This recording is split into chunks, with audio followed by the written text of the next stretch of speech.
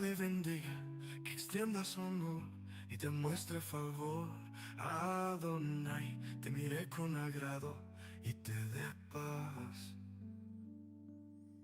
Adonai, te guarde y te bendiga, que extienda su amor y te muestre su favor. Adonai, te mire con agrado y te dé paz. Amén. Shalom. Shalom, amigas y amigas y amigos. En este día tan especial que el Todopoderoso Israel comparte con su pueblo, vamos a recordar su palabra en el libro de Éxodo, capítulo 20, versos 8 al 11.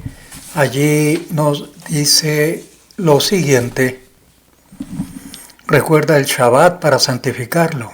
6 días trabajarás y harás toda tu obra, pero el séptimo día es un día de reposo para el Todopoderoso tu Elohim. No hagas ningún trabajo, tú, ni tu hijo, ni tu hija, ni tu siervo, ni tu sierva, ni tu bestia, ni el extranjero que está dentro de tus puertas. Porque en 6 días hizo el Todopoderoso el cielo y la tierra, el mar y todo lo que hay en ellos, y reposó en el séptimo día. Por eso bendijo el Todopoderoso de Israel el día del Shabbat, el día de reposo, y lo declaró sagrado. Amén. Igualmente le invitamos a que nos acompañe en esta corta oración. Eterno Rey, Elohim de Abraham, de Yitzhak y de Jacob, tú que nos apartaste, con tus preceptos, con tu amor y bondad paternal, nos concediste el día de reposo y su santidad. Este nos hace memoria de la obra de tu creación. Esta es la primera de nuestras festividades y también nos recuerda nuestra liberación de Egipto, porque tú elegiste al pueblo de Israel de entre todas las naciones para entregarle la Torá. Nos concediste con amor el reposo del Shabbat. Bendito el Todopoderoso de Israel, que dio la Torá y el Shabbat a su pueblo de Israel. Igualmente, Padre Eterno, te pedimos en esta hora bendición para la ciudad de Jerusalén, paz para Jerusalén, sabiduría para sus gobernantes y fuerza para los defensores de nuestra tierra santa. Otórgales tu salvación y corónalos con victoria. Amén. Muy bien, para esta ocasión vamos a hacer un breve resumen con comentarios de la porción denominada Naasó. Significa levanta. Comprende el números 4, 21 al 7, 89. Y habrá referencias al libro de Jueces y otras referencias. Haremos un breve resumen con comentarios, siempre enfocándonos en el contexto hebreo, israelita y nazareno. Podemos entonces ahora comenzar con este breve resumen.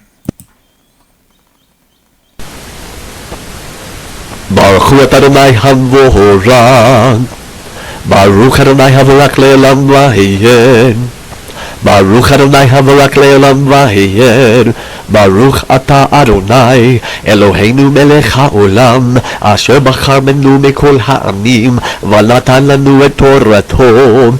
Baruch Ata Adonai Noten HaTorah. Amen. Alabamos al Todopoderoso de Israel, que escogió al pueblo de Israel de entre todas las naciones para entregarle la Torá. Alabado el Todopoderoso de Israel. Amén. Comenzamos con este verso del capítulo 4, verso 22, nos dice lo siguiente: haz también un censo de los hijos de Gershón por sus casas paternas, según sus familias. El texto hebreo dice literalmente, levanta la cabeza. Aquí se refiere a un censo. La cabeza es levantada delante del Todopoderoso cuando uno es tomado en cuenta. En Números 8:24 se afirma que los levitas debían entrar en el servicio a los 25 años de edad.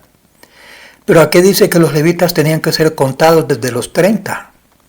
Se resuelve esta aparente contradicción entendiendo que los levitas entraron a los 25 años para estudiar las leyes de su servicio y a los 30 años podían empezar a ejercer ese servicio.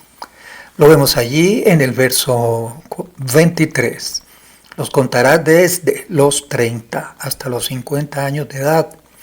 Todos los que se enlisten para cumplir el servicio, para hacer la obra en la tienda de reunión. Así que la vida laboral, si se puede decir así, de un levita era de los 30 a los 50 años. Vamos al verso 32, nos dice así. Las columnas alrededor del atrio y sus basas, sus estacas y sus cuerdas, con todos sus utensilios y con todo su servicio, y les asignarás por nombre los objetos que han de transportar. Para evitar querellas, tensiones y malos entendidos, cada levita recibió una orden para saber qué cosa llevar. Así cada objeto del santuario fue administrado con orden y disciplina y cada uno tenía su tarea personal.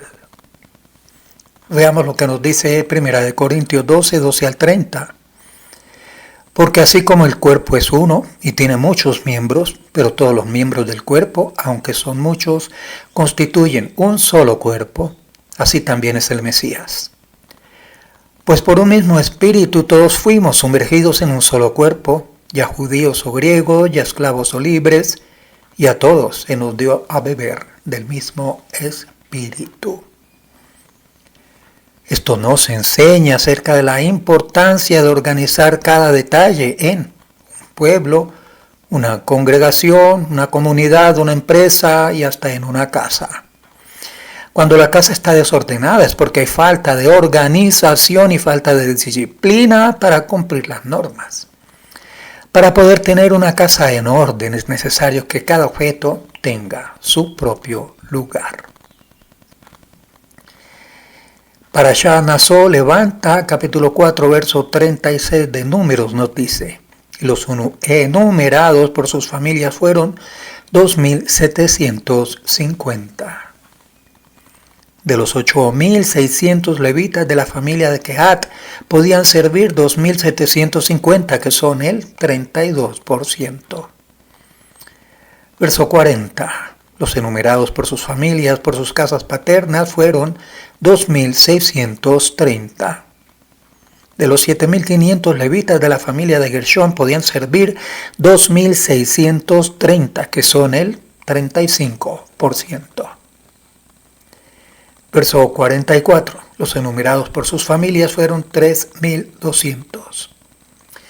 De los 6.200 levitas de la familia de Merari podían servir 3.200, que son el 52%.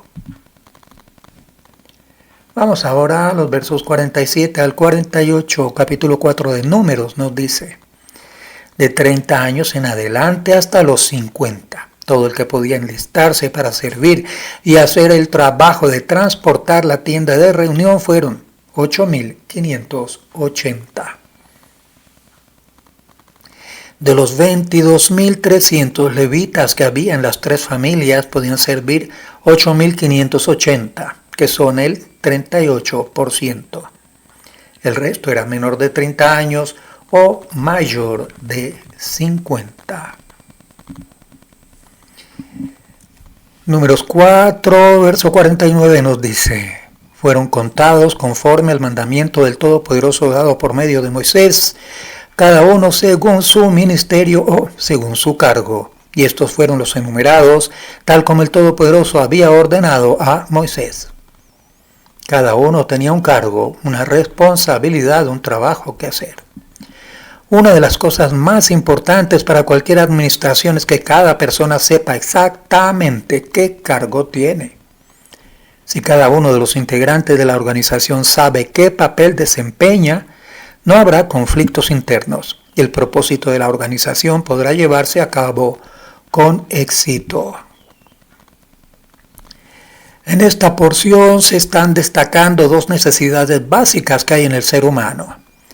La primera es la necesidad de ser tomado en cuenta. Por eso la porción empieza diciendo que la cabeza de los levitas será levantada. El Todopoderoso cuenta con ellos y así su cabeza es levantada. La segunda cosa es que cada uno tenga un cargo, una tarea, una función, una misión por cumplir. Cualquier persona que pierde la conciencia de alguna de estas dos cosas se siente inútil como persona y siente que su vida es inútil. Si nadie cuenta conmigo, ¿para qué vivo? Si no tengo nada importante que hacer, ¿para qué vivo?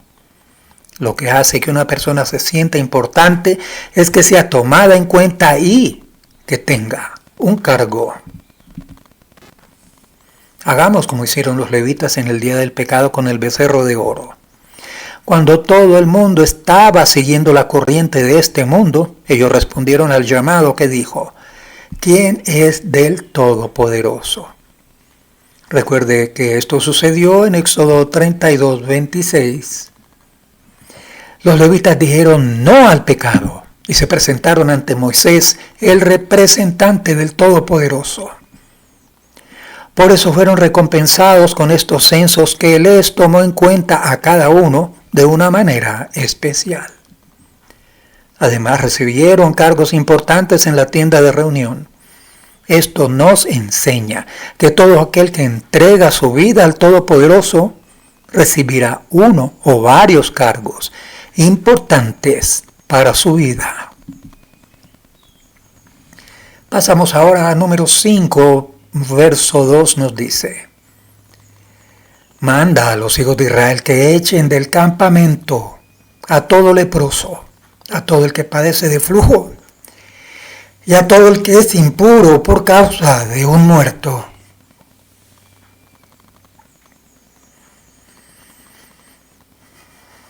Estos tres tipos de impureza ritual causan un aislamiento de los campamentos de Israel. Cada impureza corresponde a los tres campamentos: el campamento de la Sheina, el campamento de los levitas y el campamento de los israelitas.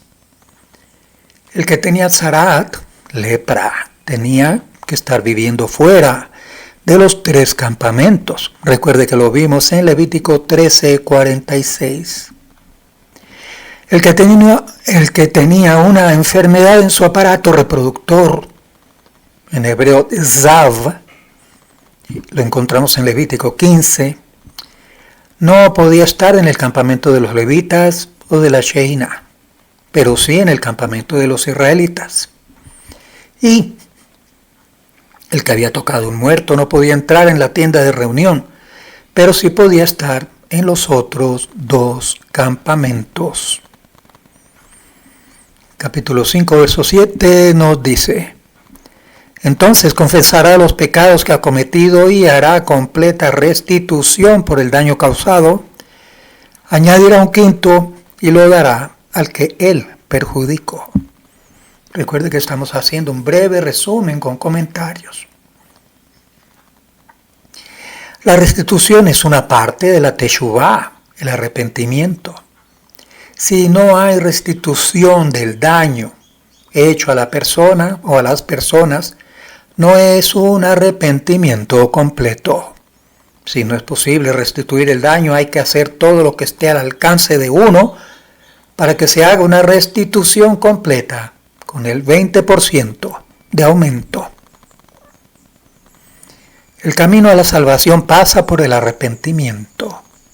Los 7 pasos de un arrepentimiento completo son: 1. Reconocimiento de pecado. Lo vemos en 2 de Samuel 12:13. 2. Sentimiento de pesar. Confírmelo en Jeremías 8, verso 6. 3. Confesión abierta al Todopoderoso y a los hombres. Lo encontramos en Josué 7, 1 de Juan 1 y Jacobo 5. 4. Petición de perdón al Todopoderoso y a los hombres. Confírmelo en Salmo 25 y Lucas 15, 18. Determinación de cambio. Recuérdelo en Proverbios 28, 13. Y restitución del daño. Lo vemos en Números 5, verso 7, Éxodo 22, 1 al 15 y 2 de Samuel 21, 3. Seguimos en el verso 8 y nos dice: pero si la persona no tiene pariente a quien se le haga la restitución por el daño, la restitución hecha por el daño debe ir al Todopoderoso, para el sacerdote, además del carnero de expiación, con el cual se hace expiación por él. Aquí se habla de un prosélito que ha muerto sin herederos y que fue engañado por uno que juró en vano de que no le había tomado nada prestado. Un prosélito sin hijos es el único en Israel que no tiene parientes. Número 5, verso 12 nos dice: habla a los hijos de Israel y diles, si la mujer de alguno se desvía y le es infiel. La palabra hebrea que ha sido traducida como desvía es tiste. Viene de la raíz saatá, que significa descarriar, desviar. De allí se deriva la palabra sotá, que significa la descarriada. Capítulo 5, verso 13 de Números nos dice: habiendo podido un hombre acostarse con ella en relación carnal sin que su marido lo viera, y ella se reclutó en secreto, y pudo haberse contaminado, y no haya testigo contra ella, ni haya sido violada. Así que el tema del agua de la amargura solo es aplicable cuando una mujer se ha reclutado en secreto con otro hombre durante un tiempo suficientemente largo como para efectuar una relación sexual con él.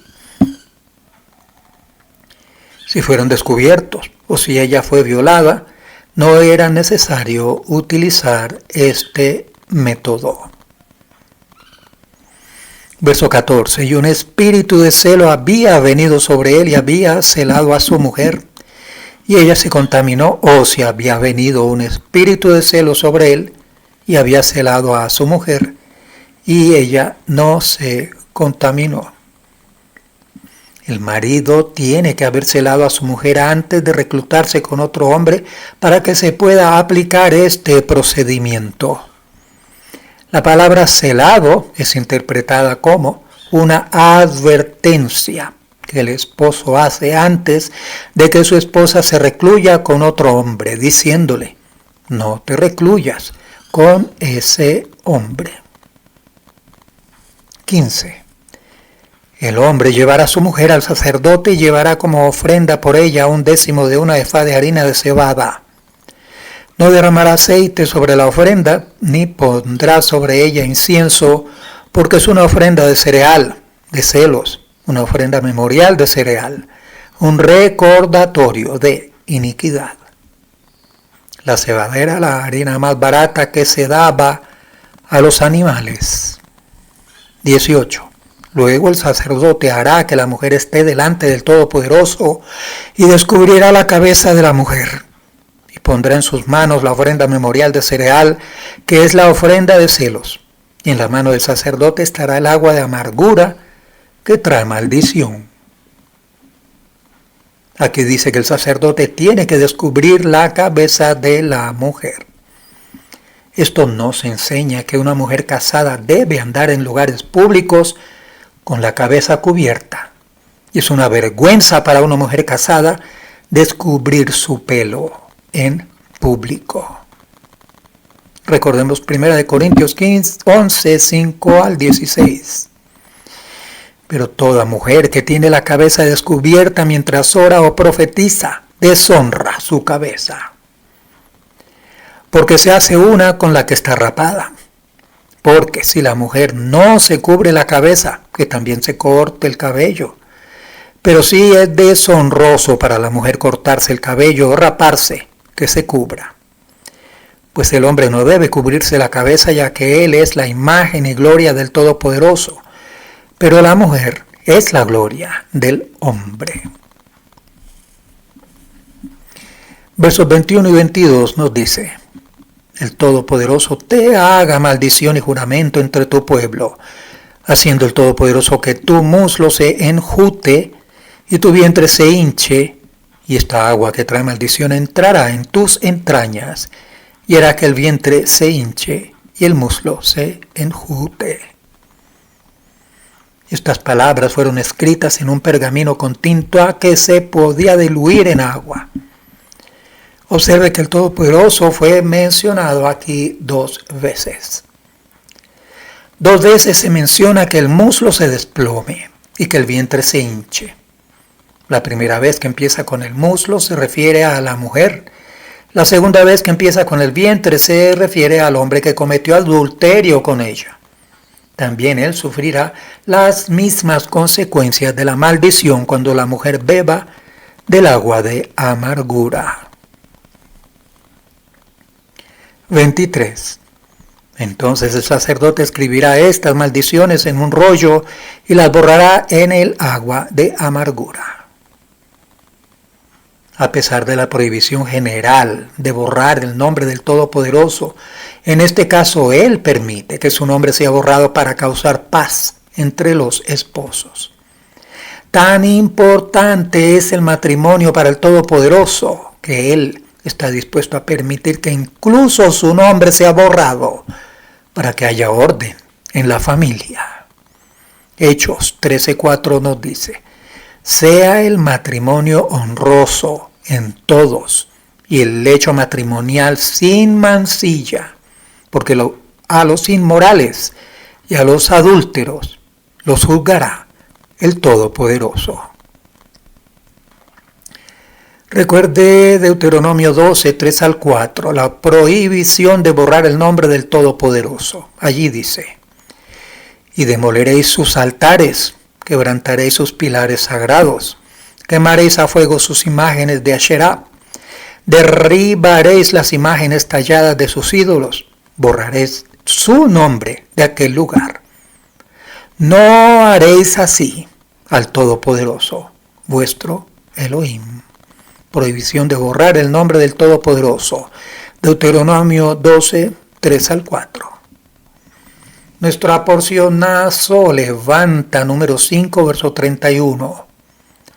Además, el marido quedará libre de culpa, pero la mujer llevará su culpa. Este versículo puede ser entendido de varias maneras. En primer lugar, nos enseña que si el hombre no denuncia el pecado de su mujer, él llevará la culpa por causa de ella. Detrás de esto hay un concepto de colectividad que enseña que si un miembro del cuerpo peca, todo el cuerpo es responsable ante el Todopoderoso. Como el hombre ha denunciado a su esposa, él queda libre de la responsabilidad del pecado de ella. En el caso de que no la hubiera denunciado, él cargaría parte de la responsabilidad de ese pecado. Por supuesto, no se entregará el agua de amargura a una mujer que haya confesado su pecado. Solo se da a una mujer sospechada que rehúsa confesar su delito. La ley de la sotá es solo para la que no haya confesado su pecado y cuando el marido tiene sospechas infundadas de su mujer. Verso 31. Además, el marido quedará libre de culpa, pero la mujer llevará su culpa. ¿Entendemos realmente lo que significa una culpa colectiva? ¿Tomamos en serio lo que esto implica? Muchas veces se dice, allá él, sin entender que su pecado también nos afecta a nosotros. Si somos un cuerpo junto con pecadores, somos parte de sus pecados. Sufriremos parte de las consecuencias de los pecados que están en el cuerpo. Por lo tanto, hay que combatir el pecado dentro del cuerpo de un colectivo para que los demás no sean afectados.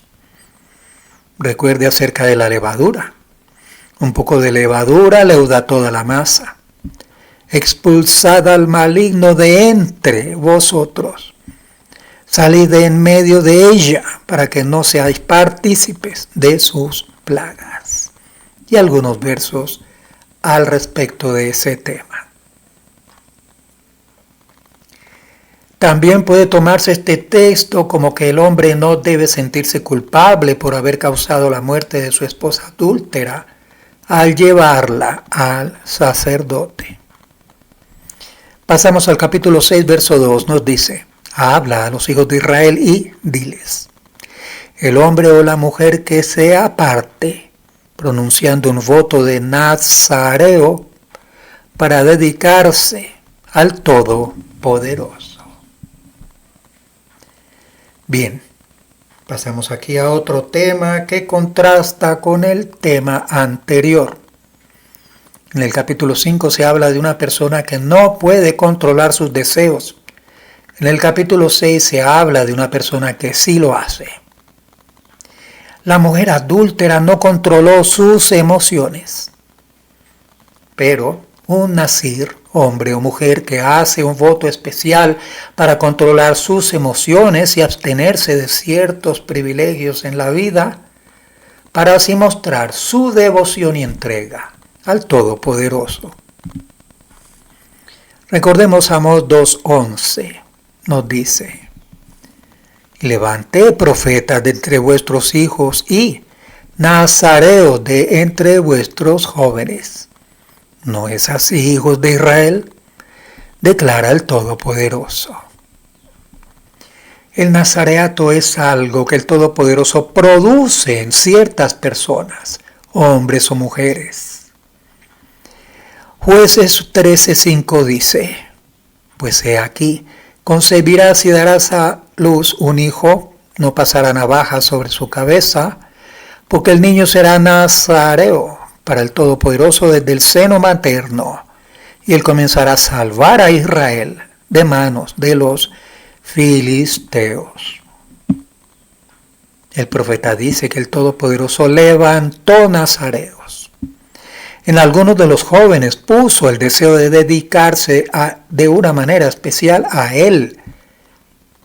A otros designó como nazareos desde antes de nacer. Ese fue el caso de Shimshon. Primera de Samuel 1:11. E hizo voto y dijo: oh Todopoderoso de los ejércitos, si tú te dignas mirar la aflicción de tu sierva, te acuerdas de mí, y no te olvidas de tu sierva, sino que das un hijo a tu sierva, yo lo dedicaré al Todopoderoso por todos los días de su vida, y nunca pasará navaja sobre su cabeza. De manera que es probable que también el profeta Shemuel haya sido nazareo durante toda su vida.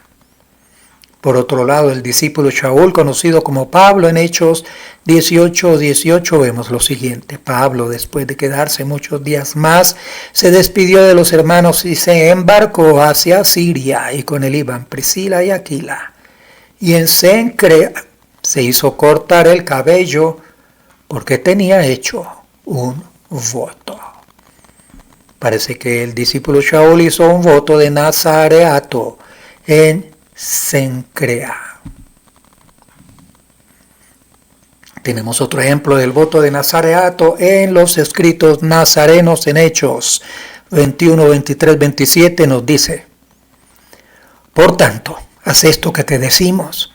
Tenemos 4 hombres que han hecho un voto. Tómalos y purifícate junto con ellos y paga sus gastos para que se rasuren la cabeza, y todos sabrán que no hay nada cierto en lo que se les ha dicho acerca de ti, sino que tú también vives ordenadamente acatando la Torá. Hechos 21, había personas que estaban acusando al discípulo Shaul de que estaba apartado de la Torá. Y otro discípulo le sugiere este procedimiento. La palabra hebrea que ha sido traducida como nazareo es natsir, significa alejado, apartado. Viene de la raíz natsar, que significa abstener, separar, consagrar. El verbo natsar que aparece en este mismo versículo fue traducido como dedicarse. Así que voto de nazareo es para dedicarse al Todopoderoso, absteniéndose de algunas cosas con el fin de agradar al Todopoderoso. Lo vemos allí en el capítulo 6, verso 3, nos dice: se abstendrá de vino y vino añejo, no beberá vinagre, ya sea de vino o de licor, tampoco beberá ningún jugo de uva, ni comerá uvas frescas ni secas. Es la misma palabra natsar en este versículo. Fue traducida como abstendrá. Un nazareo no puede tocar nada que venga del fruto de la vid. La abstención no tiene que ver con el alcohol, sino con el fruto de la vid. Todos los días de su nazareato no comerá nada de lo que se hace de la vid, desde las semillas hasta el ollejo. Así que la palabra hebrea que ha sido traducida como nazareato es netzer, que viene de la raíz que hemos visto antes, significa abstención, separación, dedicación, consagración, corona. Recordemos la diadema santa que usaba el sumo sacerdote, es llamada Netzer HaKodesh, corona de la santidad. Recuerde Éxodo 39:30. El Natsir tiene una señal sobre su cabeza, una señal de ser apartado para el Todopoderoso. Esto nos enseña que hay una relación entre el gran sacerdote y el Natsir y la señal de su consagración que está sobre su cabeza. El Natsir tiene la misma santidad que el Cohen Hagadol. Así que cualquier persona, hombre o mujer, dentro de Israel, tiene la opción de dedicarse al Todopoderoso y llegar al mismo nivel de santidad que el sumo sacerdote. Sin embargo, cuando no hay templo, no se puede hacer un voto de nazareato. Jueces 14:5. Y Shimshon descendió a Timnat con su padre y con su madre y llegó hasta los viñedos de Timnat. Y aquí un león joven venía rugiendo hacia él. Los viñedos de Timnat le recordaban su llamado de Natsir. También le recordó su infancia y su aislamiento social. Shimshon no podía participar de las fiestas de las cosechas de las uvas durante toda su infancia. Esas fiestas fueron momentos de alegría para todo el pueblo cuando pisaban las uvas en medio del pueblo. Todos sus compañeros disfrutaban y jugaban, pero él tenía que estar a un lado, apartado, porque le era prohibido tocar las uvas. ¿Cómo se sentiría? El nazareato produce un aislamiento social, porque el vino es una parte importante de la cultura israelita y judía. En todas las fiestas, los israelitas y judíos usan vino, excepto en Yom Kippur. Por lo tanto, el Natsir está en una situación de soledad social. Esto le prepara para una misión santa. Toda misión divina requiere sacrificios y la negación de ciertos deseos naturales. Verso 14. Y se presentará su ofrenda delante del Todopoderoso, un cordero de 1 año sin defecto, como ofrenda de ascensión, y una cordera de 1 año sin defecto, como ofrenda por el pecado, y un carnero sin defecto, como ofrenda de paz. ¿Por qué hay que presentar un sacrificio de pecado después de terminar el nazareato? Su pecado consiste en no disfrutar de una parte de la creación del Todopoderoso que Él ha dado al hombre para su bien. El Todopoderoso creó todo para que lo disfrutáramos y al no hacerlo, estamos fallando en ese propósito. Primera de Timoteo 6:17 nos dice: a los ricos en este mundo, enséñales que no sean altaneros ni pongan su esperanza en la incertidumbre de las riquezas, sino en el Todopoderoso, el cual nos da abundantemente todas las cosas para que las disfrutemos.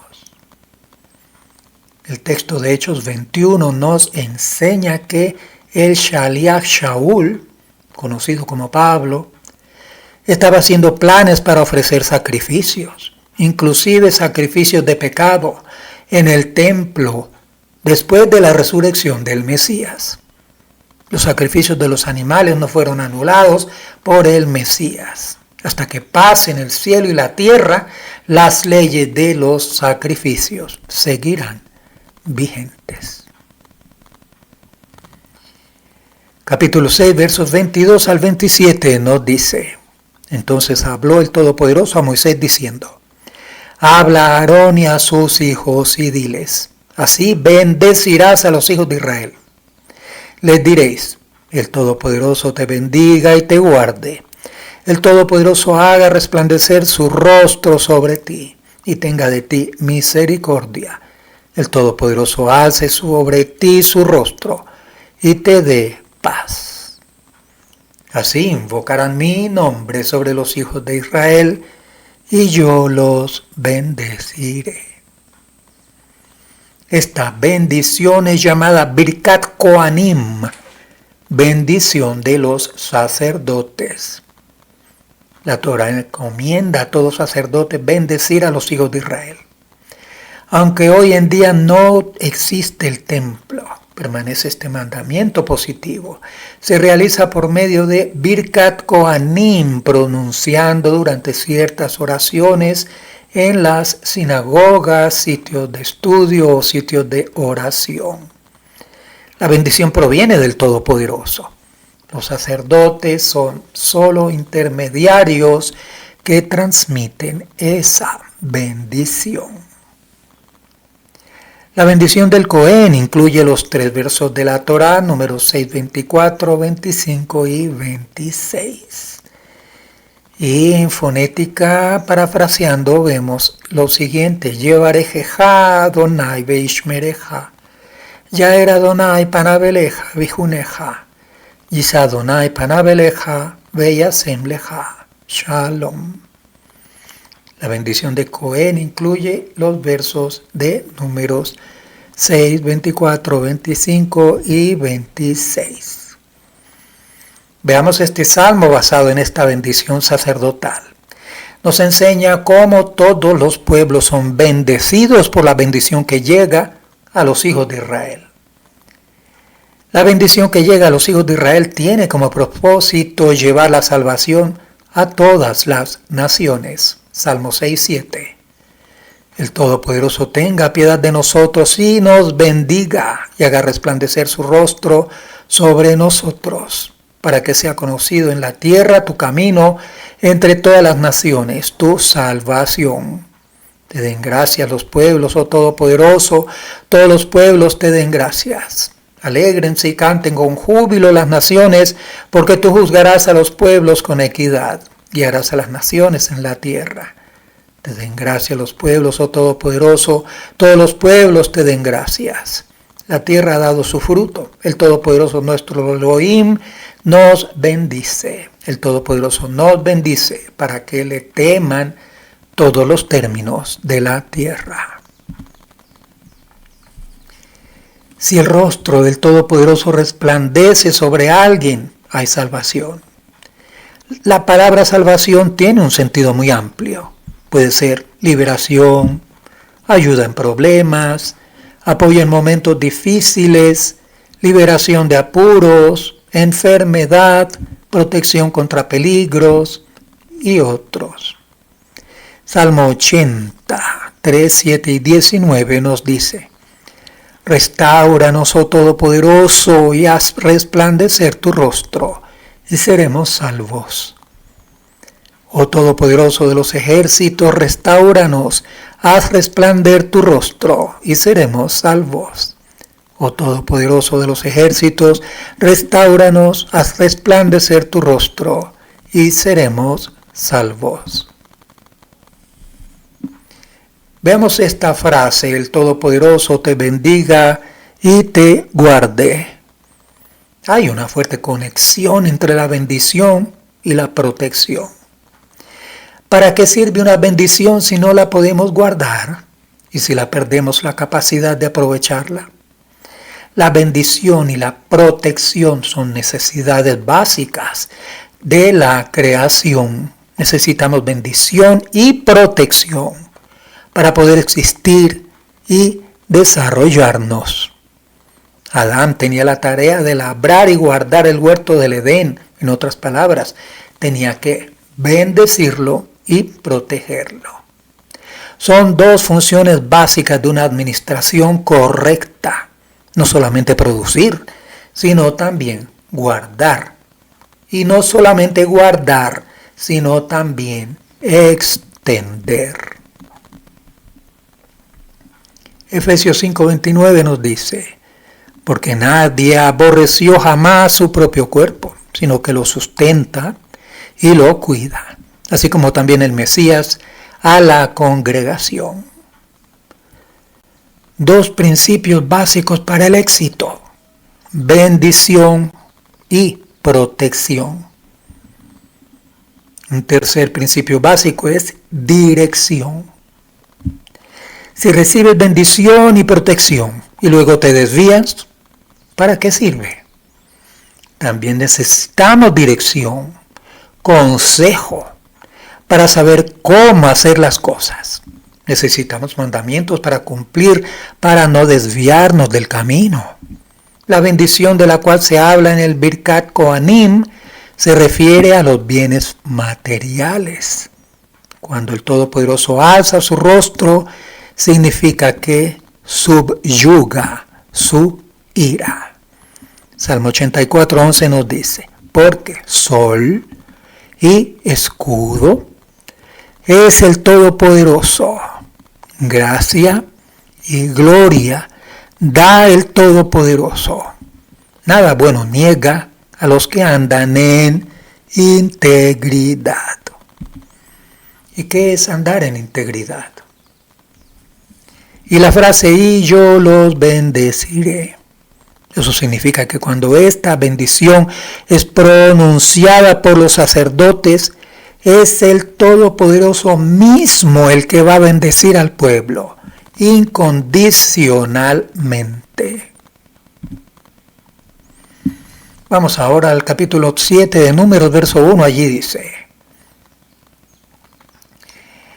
sucedió que el día en que Moisés terminó de levantar la tienda de reunión, la ungió y la consagró con todos sus muebles.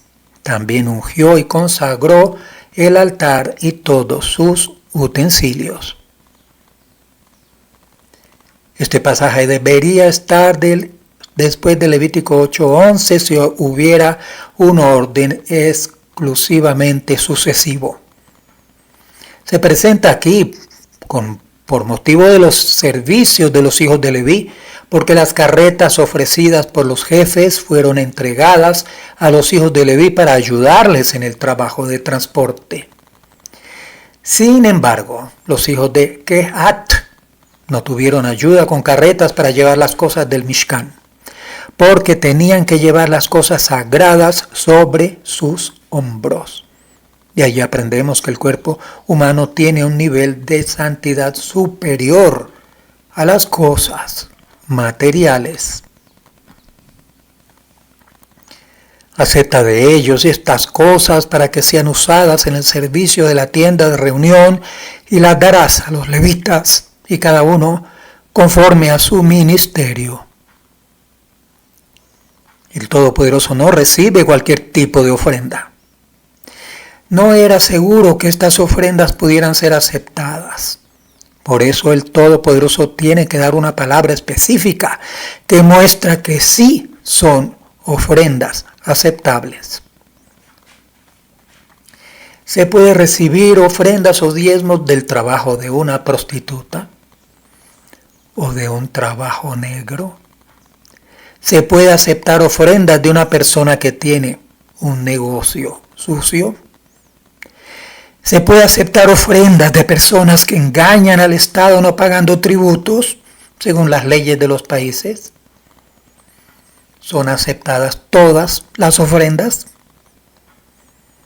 Si el Todopoderoso no acepta todas las ofrendas, ¿debemos hacer lo mismo en nuestras congregaciones? Deuteronomio 23:18 nos dice: no traerás la paga de una ramera ni el sueldo de un perro a la casa del Todopoderoso. Tú, Todopoderoso, para cualquier ofrenda votiva, porque los dos son una abominación para el Todopoderoso, tú, Elohim, la ramera y los perros. Verso 9. Pero a los hijos de Kehat no les dio nada, porque su ministerio consistía en llevar sobre sus hombros los objetos sagrados. Esto nos enseña que la carga aumenta conforme el aumento de la santidad. Verso 10. Y los jefes presentaron la ofrenda de dedicación del altar del día que fue ungido. Los jefes presentaron su ofrenda ante el altar. Los líderes siempre tienen que dar más que los demás. Un jefe tiene que sacrificar más que el pueblo.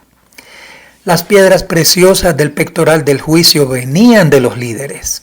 Para ser un líder hay que estar dispuesto a sufrir más, sacrificar más, orar más, velar más, dar más dinero, entregar más de lo que uno tiene y dar más de sí. Y privarse de beneficios que los demás podrán disfrutar. Verso 10. Y los jefes presentaron la ofrenda de dedicación del altar el día que fue ungido. Los jefes presentaron su ofrenda ante el altar. ¿Por qué el Todopoderoso especifica la ofrenda de cada uno, siendo que están ofreciendo lo mismo todos? ¿No hubiera sido mejor mencionar solo a uno y luego decir que los demás hicieron las ofrendas iguales? La razón por la que la ofrenda de cada uno es mencionada con el mismo entusiasmo es porque todos tienen la misma importancia. El último en la fila recibe el mismo honor que el primero. La actitud del Eterno hacia el que ofrenda no cambia. No se cansa de recibir uno tras otro, día tras día. Él no es como los hombres, que fácilmente se acostumbran y no dan la misma atención en todo momento a lo que necesita atención, cuando hay una repetición constante. Una persona que ha pasado por escasez tiene mayor gratitud en el momento de recibir algo que una persona que siempre ha tenido todo en abundancia. El que siempre ha tenido todo lo que ha querido no valora las cosas, como el que no lo ha tenido tanto. La gratitud por la comida debe ser la misma todos los días. No debemos dar nada por sentado. No podemos exigir nada. No es un derecho poder comer bien todos los días. Es una gracia divina. Si comes la misma comida 2 veces o 2 días, ¿tienes la misma gratitud que la primera vez que la comiste? Verso 10. Y los jefes presentaron la ofrenda de dedicación del altar el día que fue ungido. Los jefes presentaron su ofrenda ante el altar. Una persona que ha pasado por escasez tiene mayor gratitud en el momento de recibir algo que una persona que siempre ha tenido todo en abundancia. El que siempre ha tenido todo lo que ha querido no valora las cosas como el que no lo ha tenido tanto. Verso 48. El séptimo día se presentó Elishama, hijo de Amiud, jefe de los hijos de Efraín. Esto nos enseña que no dejaron de venir con estas ofrendas inclusive en el Shabbat. El jefe de la tribu de Yehudá dio su ofrenda en el primer día. Confírmelo en el verso 12. El jefe de la tribu de Efraín en el séptimo día.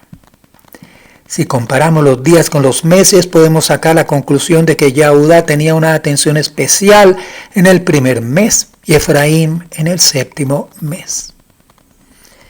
El Mesías visitó al pueblo israelita de una manera muy especial en Pesaj, al llegar a ser él mismo el sacrificio del primer mes.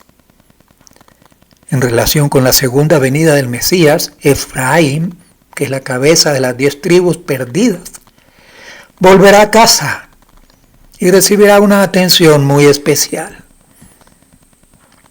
El hijo menor habrá vuelto a casa y por eso habrá una fiesta. Recuerde Lucas 15, 11 al 32. Y nos dice el verso 89.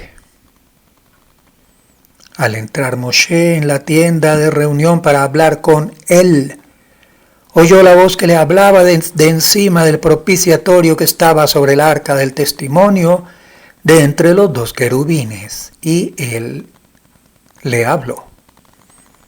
Moshe tenía entrada libre al lugar santísimo. Ese fue el lugar de encuentro en lo más íntimo de nuestro ser. En la dedicación diaria debemos entrar en el lugar santísimo, en el Mishkan celestial, por medio del Mesías, para estar a solas con nuestro amado Abba, escuchar palabras de sabiduría.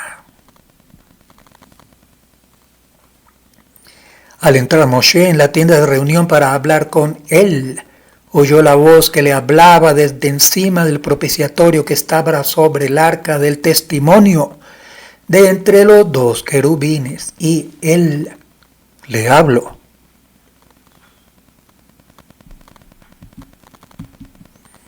Muy bien, con ese comentario concluimos este breve resumen con comentarios de esta porción Nazó.